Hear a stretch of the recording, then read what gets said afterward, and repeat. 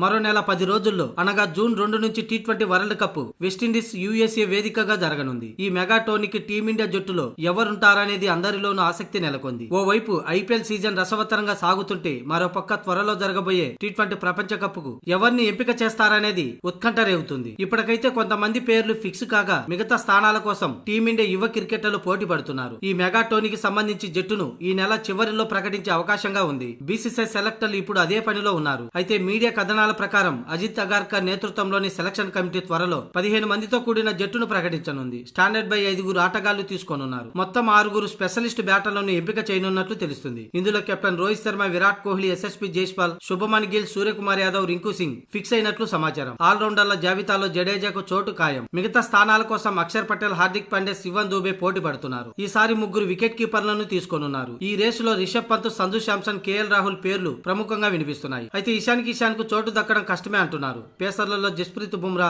Mohammed Siraj fix అయినట్లు తెలుస్తుంది. మిగతా ఇద్దరు హర్షదీప్ సింగ్, అవేష్ ఖాన్ లకు చోటు దక్కే అవకాశం ఉంది. ఇక స్పిన్నర్ లేస్ లో కుల్దీప్ యాదవ్, యజ్వేంద్ర చాహల్, రవి బిష్ణోయ్లు ఉన్నారు. వీరిలో మెజార్టీగా కుల్దీప్ యాదవ్, యజ్వేంద్ర చాహల్ కి చోటు దక్కే అవకాశంగా కనిపిస్తుంది. మొత్తంగా 90% టీమిండియా స్క్వాడ్ ఇలా ఉండే అవకాశం ఉంది. రోహిత్ శర్మ, ఎస్ఎస్పీ జైస్వాల్, శుభమన్ గిల్, విరాట్ కోహ్లీ, సూర్యకుమార్ యాదవ్, రిషబ్ పంత్, సంజు శాంసన్, హార్దిక్ పాండ్యా, రవీంద్ర జడేజా, శివన్ దూబే, యజ్వేంద్ర చాహల్, రింకు సింగ్, కుల్దీప్ యాదవ్, హర్షదీప్ సింగ్, బుమ్రా, మహమ్మద్ సిరాజ్.